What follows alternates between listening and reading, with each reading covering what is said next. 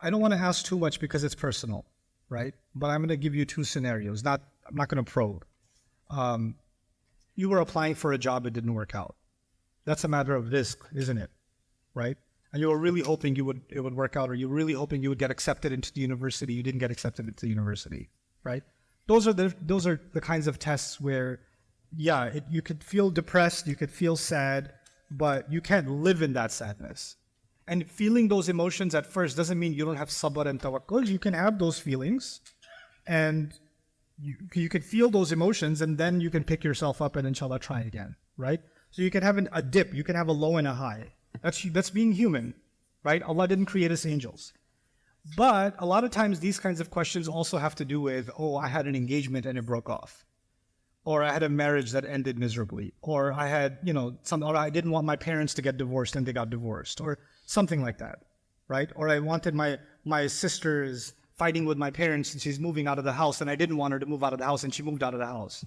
In other words, all of those situations are about people, right? People ending up doing things that hurt us, or people doing things that we wish they didn't do, right?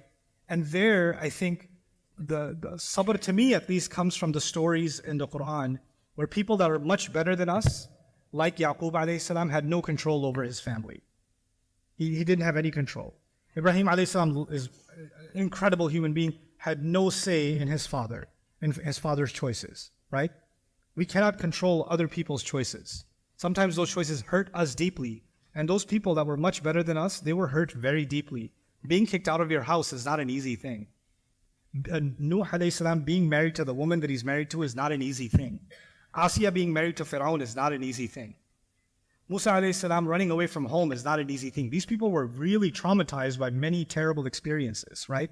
But Allah taught us through them that we can only control what is within our grasp, and we have to learn to let go what isn't, right? Because in the end, inna lillahi wa inna ilayhi raji'un, this is what we say when a musiba strikes. Alladhina idha asabatum musiba, inna lillahi wa inna ilayhi raji'un. Whenever something strikes them, they say we belong to Allah, to Him we're going to return.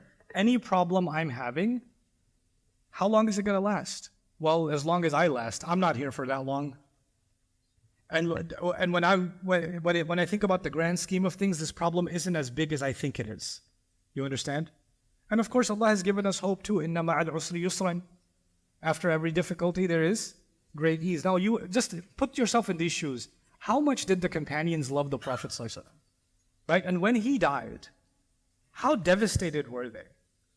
And in that moment, for them to believe, Inna ma'al usri yusran, because the Quran is still there. The Quran is still saying with difficulty comes twice the ease. That's what the Quran is saying. And they were devastated, they were in tears, they were broken, but their faith allowed them to heal from that and move forward.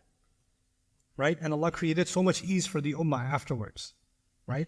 So that's just this life. It's just going to come with trials and difficulties. Allah has made us mentally prepared that life isn't going to be easy.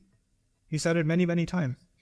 And we all have trials. Don't believe somebody else has an easy life because they have an easy life on Instagram or on TikTok, right? Or somebody just, those influencers say, I'm going to talk to you about the blessings of Allah subhanahu wa ta'ala. That doesn't mean they are just showering in blessings every morning and they have no issues. The moment the recorder goes off, what is that?